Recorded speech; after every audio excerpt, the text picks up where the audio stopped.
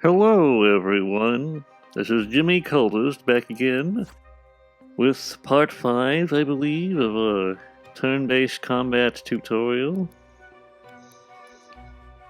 Today we're going to be dealing with action cameras, or attack cams as I call them, and turn taking. It's going to limit the number of turns that your character can take. So first things first, we're going to go to targeting. Open this up here. I'm going to open that. And we're going to go back and do something that I should have done in the previous video, which I'm now going to do right now.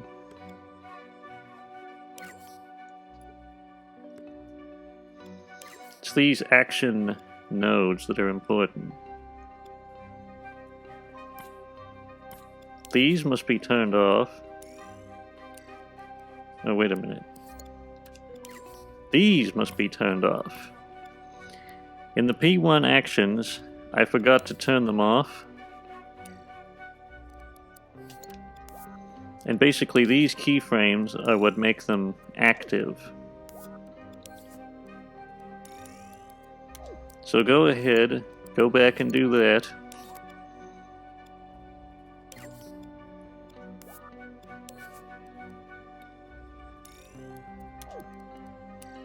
Turn it off. Turn it off. And turn this on.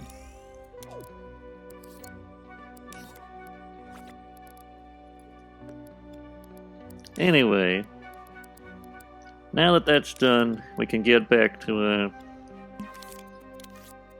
most important business.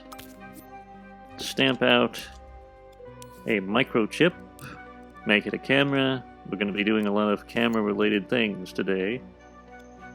We're going to name this P1 Cam. It's best to make cameras for each player. Of course, we might as well have all the doodads in there before we copy it out. Now that that's done, stamp out a timeline, stamp out a node, and stamp out a zone. Just go ahead and hook these up, like so. First thing first, we're going to go into this and set it to cam attack. Set it to detect tag. Set it to in scene. And that should do all that we want it to. Now to demonstrate, you'll notice that in the previous video, when we were talking about combat, this is cam attack. This tag that we put in the previous video is going to be activating this, just so you know. So that these camera positions will be automatically playing on the timeline. Also, let's make this timeline really distinctive color and set it to play once. This is important. Make it play once.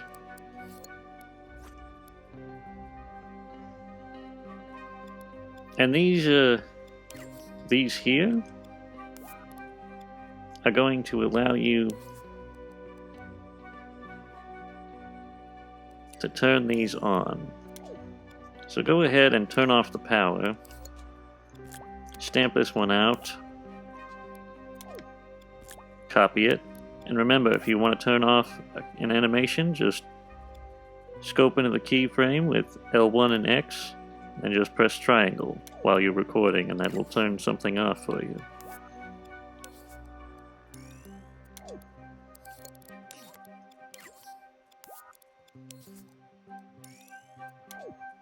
There we go.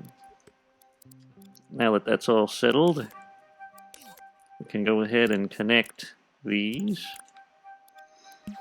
And we'll put the cameras on this thing just to save us a little bit of time and heartache so we can copy this out later.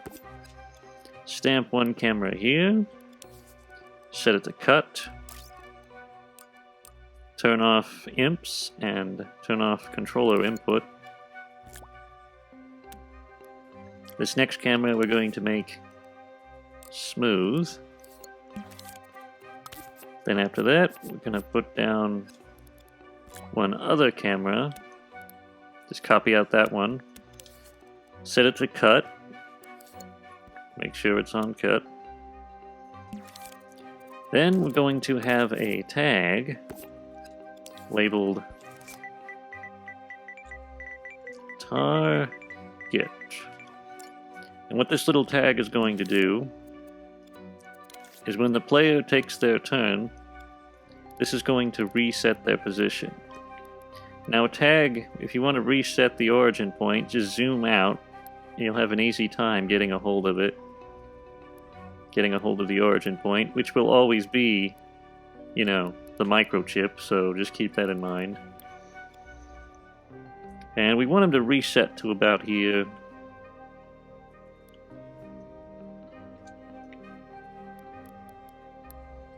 Let's see where his exact... With this, you can judge exactly where his point is. So he's going to reset to there. Hopefully. We'll test this out and see if we had it in the right position.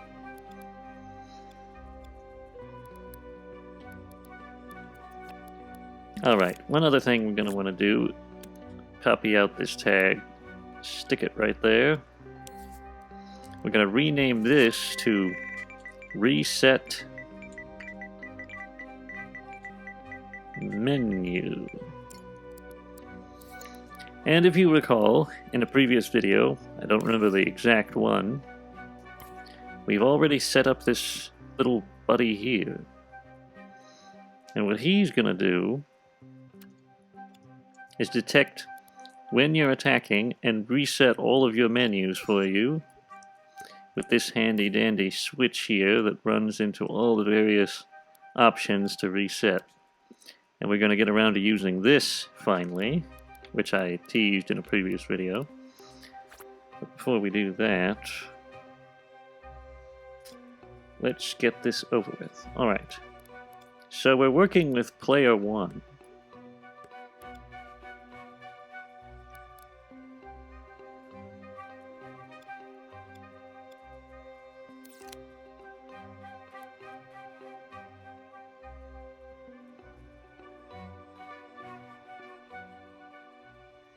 This is what it's like when he attacks this particular AI. So we'll call this first. So that's the first target he's attacking.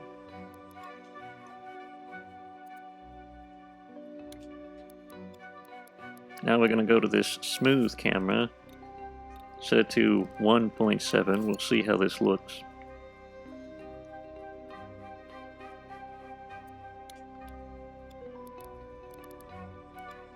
Then go to this cut camera,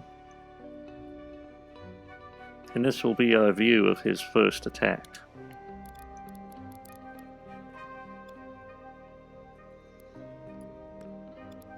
Now, we're going to go ahead and take a look at this.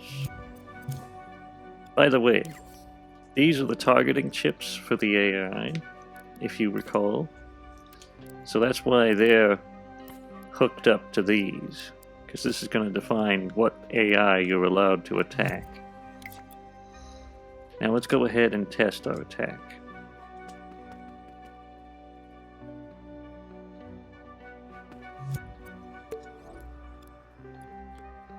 Now he's not resetting properly, which is a bit of an issue.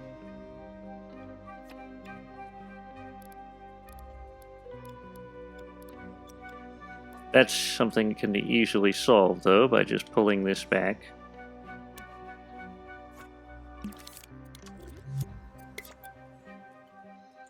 Go ahead and attack again.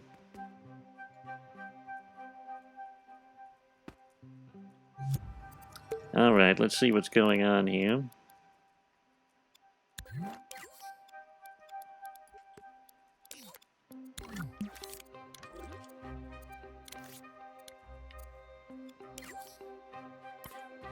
Now this should be turned off.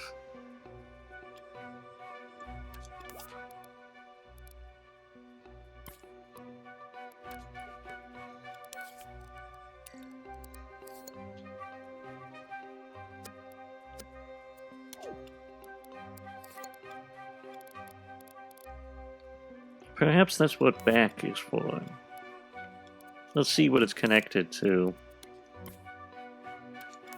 Yes, this is what back is for.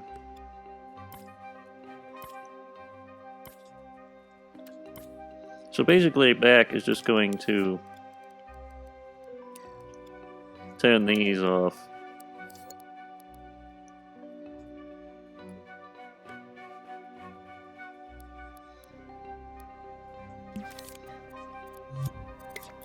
I forgot about that one. Silly me. That's going to shut off the enemy's target and allow your character to reset their position. Now, as I said before, we may not have had that tag placed properly. The target tag is way too far out, so let's move it back to about here. Try this again.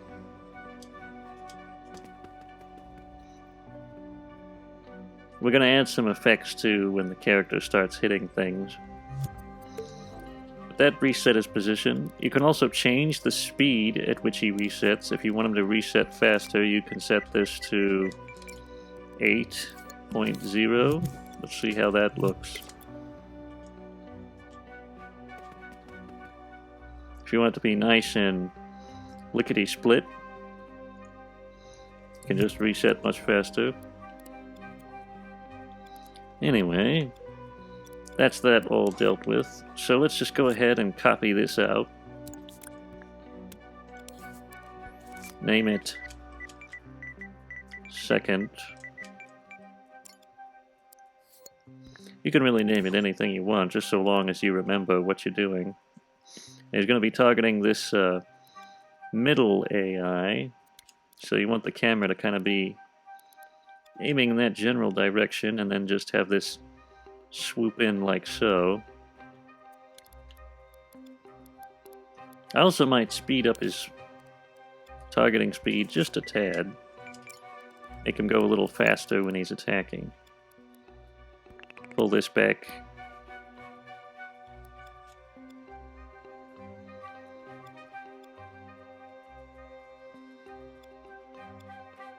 It helps to mix the angles up. It keeps things fresh and interesting.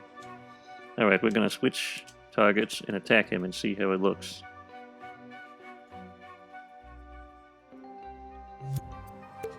Pretty good. By the way, you're going to want this main menu, of course, to disappear. I believe it's this, character UI.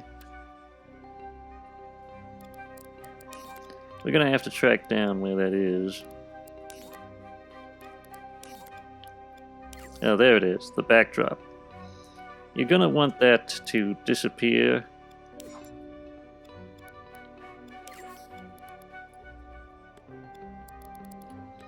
And you're going to want to reset to the A option on character select.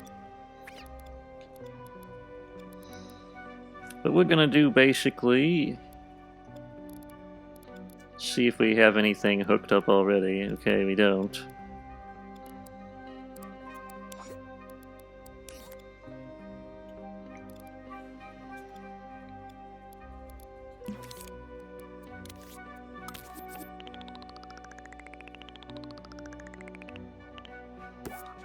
Let's just stamp out a keyframe for a quick, easy access.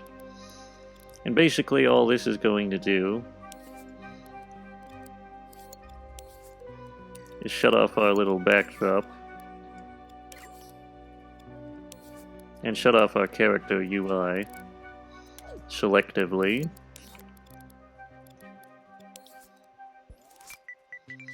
Shut UI is what we're going to name it. You could also make it a distinctive color if you wish. Let's go ahead and copy that to the first one since we're going to need it there too.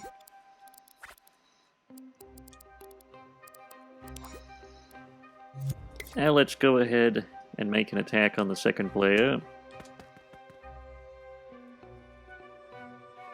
Yeah.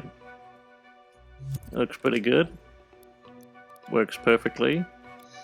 And of course, this will be more splashy with sound effects and such. But we're just getting the basics right now. Alright. Let's go ahead and do what we did with the others, only this time we're going to be targeting the third AI. Can move this out of the way.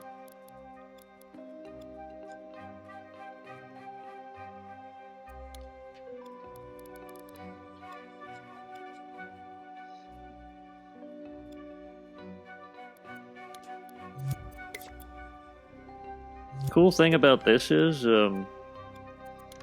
potentially, even if you have a different type of enemy, this camera placement and such can still work, even if it's a large enemy.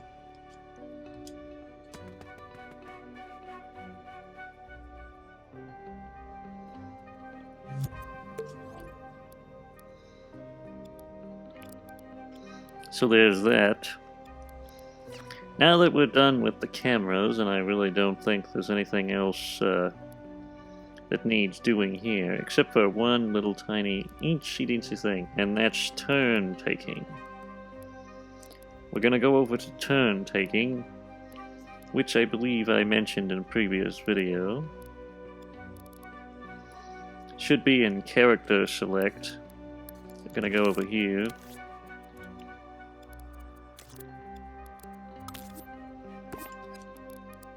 Close that so that we aren't confused. Oh, okay, maybe we are confused. Close this. Character selects right back here.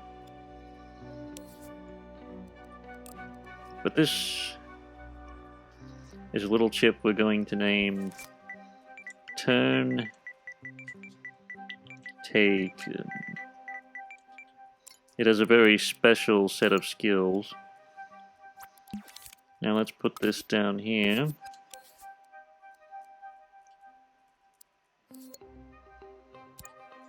We're going to get to what that does later. Gonna put this down. And we're going to take out a counter. Hook it up to the plus node. And we're going to take out this little handy dandy thing. Little keyframe. Not a thing. Hook up the counter full to its power. And what it does is it turns this off. Now what is this? This is your ability to select a character. So you won't be able to select a character even if you wanted to. Now one other thing it does, if we go into our character UI, these little arrows that allow you to select a character, it turns them red, indicating that you can no longer select that character. Now let's copy it out. Let's go in here. Just press triangle on that if you want to undo it. We're going to do this with all the various characters, and we're doing this in order, so since Sean Spicer comes first, the first one is him, and the second one is Holmes Fujita, the third one is Valerie Hudson, so hopefully the order makes sense. Alright. There we go. And another thing you're going to want to remember is that we're shutting off these nodes. So this should shut off this node, and that should shut off that node. In order. Press triangle. Shut that off. Always be sure that you're actually in the keyframe when you press triangle on something. You don't want to delete it by accident like that. If you do delete anything, you can easily reverse it with the right arrow on the D-pad. Of course, you probably know about that. That's pretty simple. But let's just go ahead and connect this to all these.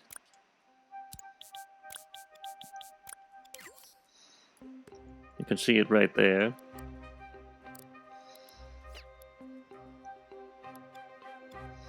Another thing you're going to want to do is these nodes can't be activated unless there's power to them. So basically, unless you actually have selected a character, you won't be able to do anything with these. Also, I made a little mistake here. Press triangle. This is the last one, not the first. So the last keyframe should activate that.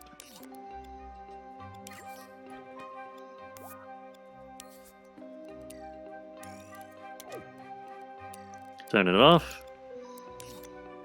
Now that should all be done. Now you may be wondering, what is this little gem? What is this curiosity here?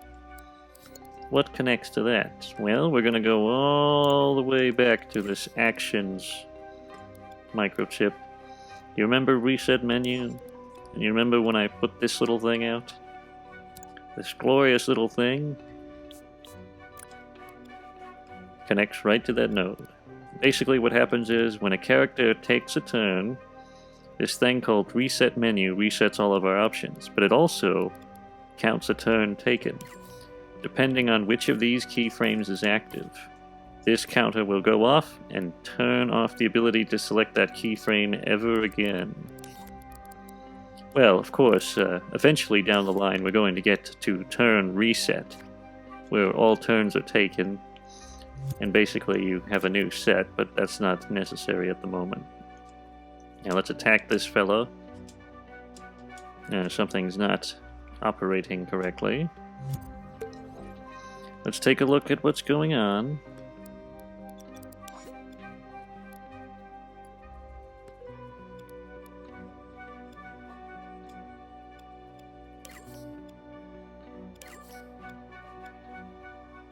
Well, that appears to be functioning properly. It's functioning. Let's go back, try it again. Maybe it was just a glitch. Yeah, it was just a glitch. Now, as you can see, he can't do anything now. We could actually go a step further and possibly make it so that he's not even able to select the menu when a turn is taken. But if you want to go that far, if you want to make it so that he can't select the menu, you're going to have separate outputs leading from each character, which could be a lot of work. This gets the point across. I mean, you can't attack, you can select, but you can't do anything, so I think it's fine.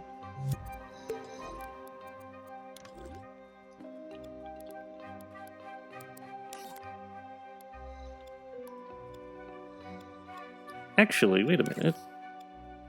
It's quite easy.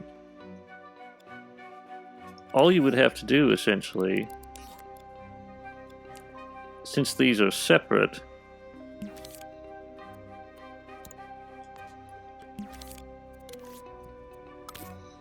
is you would have to find a way to shut that off. I've got to check what that's connected to.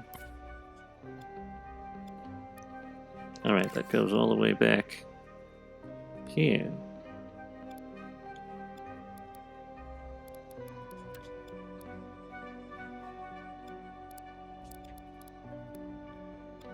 Now what you could do is these little babies here are technically what makes you able to do this stuff.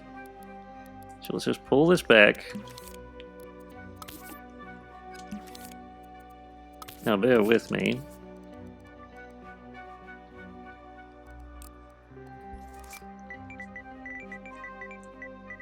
Well, maybe I ought not to label it that, but I was going to label it base input, but it's specifically circle, and we probably don't want to confuse people. But basically this, what you would do is just hook this up, and we're going to have to be somewhat, we got a real mess of wires going in here. So we're going to kind of have to navigate it all. Probably should have done this a long time ago. But we can see clearly. Go to, I believe it's input. Yes, here we are. Go to this little thing here. Stick it in all of these red fellows labeled circle.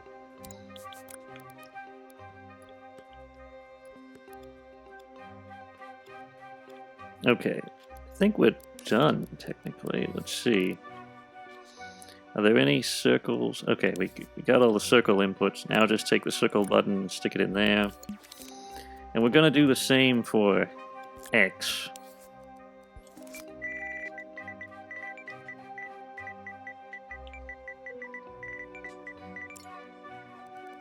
Label it blue, that's a bit more appropriate.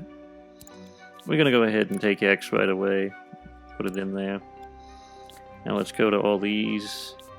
It's basically the same song and dance. Let's open this up with L1 and square though, just to make it a little easier.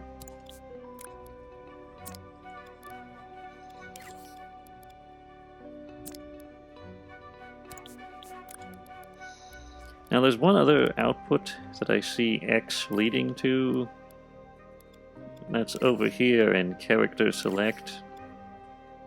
Right up there. So just go ahead, connect that, and delete this.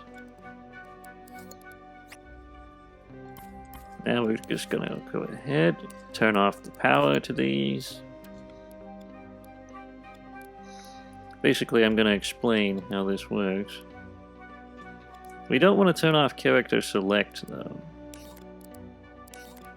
So let's go to character select and make sure that's not off. But basically, well, actually, we do want to turn it off now that I think about it. At least the X factor. You don't want to turn the rest of it off. Basically, you're going to want to take these, and to make it easy, we might as well put them on one chip. That way, we only have to have one little thing. We'll call this con post for control post. You could call it whatever you like though. Basically we're going to both put them here, that way to put power on them and put the power off the post. That way we only need one wire leading here instead of two wires.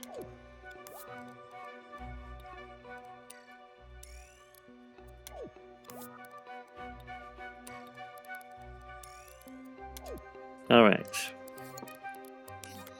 Now theoretically,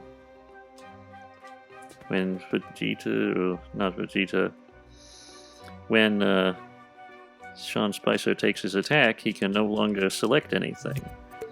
The reason being is the keyframe that powers this post on is off. However, when we go down and switch to another character, like Holmes Vegeta, the power is now on. And it would go on until you have only one option, which would be the last option that would shut it off. Now, of course, we don't have any of Holmes Vegeta's attacks programmed. That might be something I get into another video. At a certain point, we're just going to be adding bells and whistles, sound effects, and damage modifiers, things of that nature. But for the time being, that's really all there is for this particular video and all I have to say on the subject.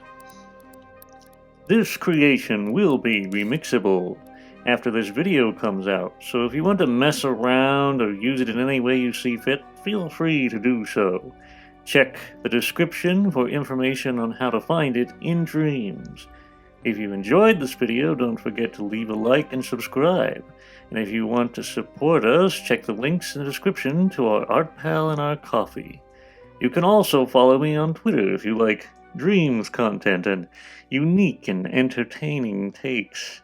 In the meantime, goodbye.